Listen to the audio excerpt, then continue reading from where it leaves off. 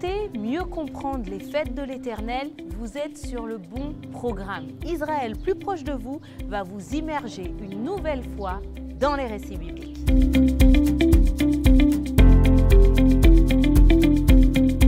Depuis la naissance du christianisme, des murs se sont érigés entre juifs et chrétiens.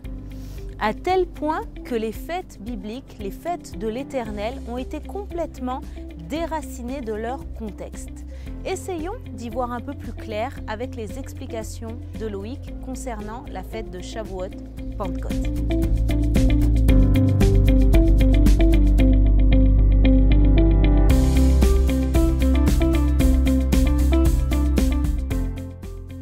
Bonjour Loïc. Bonjour Stéphanie. Comment tu vas? Très très bien, merci. Ok, merci pour ce temps que tu nous accordes et il me semble que tu vas nous apporter quelques éclaircissements par rapport à la fête de Shavuot ou Pentecôte. Donc on va essayer d'en... C'est pas toujours très clair. Et Pentecôte, Shavuot et tout ça. Donc on aimerait vraiment que tu nous apportes un éclaircissement aujourd'hui par rapport à la fête de Shavuot, Pentecôte. Bien sûr. On va déjà expliquer que signifie Shavuot. Shavuot est le pluriel féminin du mot hébraïque Shavua qui veut dire semaine. Donc ici, on fait référence à la seconde fête de pèlerinage qui est mentionnée dans le livre de Lévitique au chapitre 23. Qu'est-ce qui se passait? Le premier, alors c'est un peu compliqué, il faut bien suivre, mais le premier jour qui suivait le Shabbat du premier jour de Pessah, les Juifs devaient se rendre au temple et faire une offrande d'orge qu'on appelle l'Omer. Ce jour précis était le lancement du dénombrement de cette semaine, donc 49 jours, au terme duquel on aboutissait à la fête de Shavuot. Donc la fête de Shavuot est le 50e jour à partir du décompte de ce qu'on appelle le décompte de l'Omer, cette fameuse offrande qui était faite au temple. Alors comment dit-on 50 en grec? Pentekote, qui a donné en français Pentecôte. Qui a donné Pentecôte. Ok, et c'est pour ça que Pentecôte, ça veut dire 50 jours. Donc au final, c'est la même chose. Au final, enfin, oui. Pentecôte a été appelé Pentecôte correspondant aux 50 jours, parce qu'il est le 50e jour. Oui. Pentecôte, ça veut dire, ça vient de Pentekote, qui veut dire en grec 50. Maintenant, il faut quand même garder à l'esprit que la fête, toutes les fêtes juives sont avant tout des fêtes agricoles.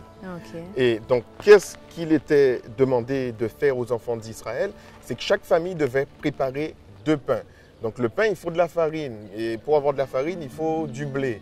Donc comme la fête de Shavuot se trouve à la période de la moisson, d'ailleurs, quand on parle de la fête de Shavuot, on parle de la fête de la moisson. Donc c'est une fête de réjouissance où on se rend au temple avec le pain qu'on a préparé, avec, on pourrait dire, le fruit de cette moisson. Alors qu'à la fête des tabernacles, on parle de la fête de la récolte. Fête de la moisson Shavuot, fête de la récolte, la fête des tabernacles. D'accord. Et qu'est-ce qu'on célèbre durant cette fête?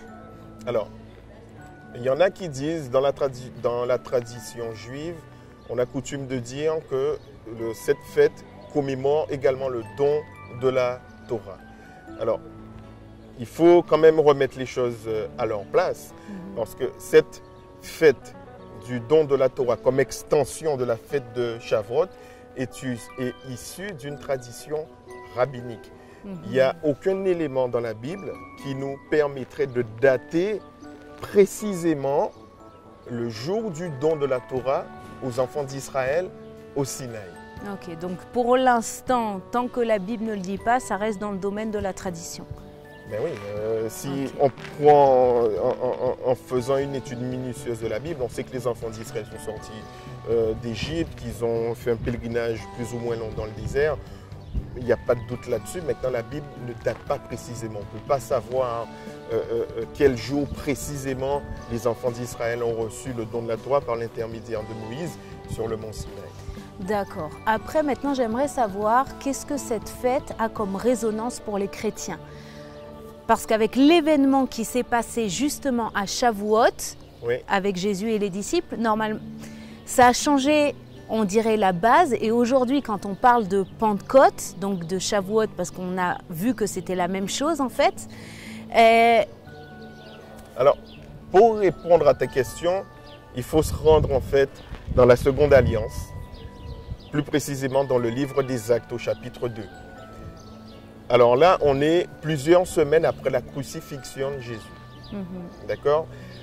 Les disciples sont à Jérusalem et ils sont réunis tous dans une pièce. La Bible dit qu'ils sont quasiment 120 personnes. Et ce jour-là, ils sont baptisés dans le Saint-Esprit. Chacun d'eux, ils sont baptisés dans le Saint-Esprit. Donc on ils est parlent proche en du langue. temps. La Bible dit parle en d'autres langues et tout. Et la Bible dit que cet événement-là a eu lieu exactement à la fête de Shavuot. Parce que la Bible dit, ok, à la Pentecôte, maintenant à la Pentecôte, il faut revenir à ce passage de Lévitique 23. Donc c'est une manière claire, voilà, c'est une manière claire de dire, là, on a un point d'appui valide pour dire que les disciples, ils ont été baptisés dans le Saint-Esprit exactement à Shavuot. Okay. On pourrait dire, pour finir, c'est un peu compliqué et ce n'est pas le sujet, mais dans la première alliance, la Bible met une emphase sur la fête de la moisson, alors que sur la seconde alliance, en plus de cette fête de la moisson, on a le don du Saint-Esprit qui est donné aux disciples exactement le même jour. Le même jour. Et ça, on en est sûr, bibliquement, c'est écrit noir sur blanc dans nos Bibles. On va inviter nos lecteurs à se rendre dans Actes, le chapitre 2, les versets 1 à 4, il est clairement dit durant le jour de la Pentecôte. Ouais. Donc le Nouveau Testament n'a pas été rédigé en hébreu. S'il avait été rédigé en hébreu, on aurait eu écrit le jour de Shavuot. Le jour de Shavuot, les disciples ils étaient là, ils ont été baptisés. Maintenant, juste pour finir, le mot de la fin, il faut quand même, dans la Nouvelle Alliance, il faut garder à l'esprit, Jésus, il a souvent enseigné le peuple au travers des paraboles. Et il y a une des paraboles où il parle du jugement, quand il va revenir, qu'il enverra ses anges, qui va séparer les disciples des autres qui n'auront pas fait sa volonté. Et Jésus il dit que la moisson, dans cette parabole, c'est le monde. Et il dit que les anges qu'il va envoyer pour effectuer cette séparation entre le blé et l'ivraie, c'est les moissonneurs. Donc là, dans cette parabole, les anges ils sont appelés les moissonneurs. Donc là, on a encore un langage agricole. D'accord? Et tout ça pour garder à l'esprit qu'il y a encore des choses à venir, certainement à la période eschatologique, et qui se déroulera probablement à la fête de Shavuot. En tout cas, il y aura une... Tu penses qu'il y aura quelque chose qui se passera même dans les temps à venir par rapport à la fête de Shavuot? Je pense que oui, mais ce n'est pas le sujet de cette émission. C'est bon à savoir. Mais Jésus, en tout cas, si on prend cette parabole qu'on a dans les évangiles, Jésus dit la moisson, c'est le monde. Les moissonneurs, ce sont les anges. D'accord? Les moissonneurs, qu'est-ce qu'ils font? Ils séparent le blé de l'ivraie. Donc, on ne peut prier comme... que chacun de nous puisse faire cette expérience qu'a vécu les disciples, premièrement de recevoir le Saint-Esprit, mais aussi porter du fruit qui soit agréable au Seigneur. Ok, merci beaucoup Loïc. Merci à vous. Et les amis, c'est l'heure de nous quitter. On espère que cette émission vous a permis d'y voir plus clair sur Shavuot, Pentecôte.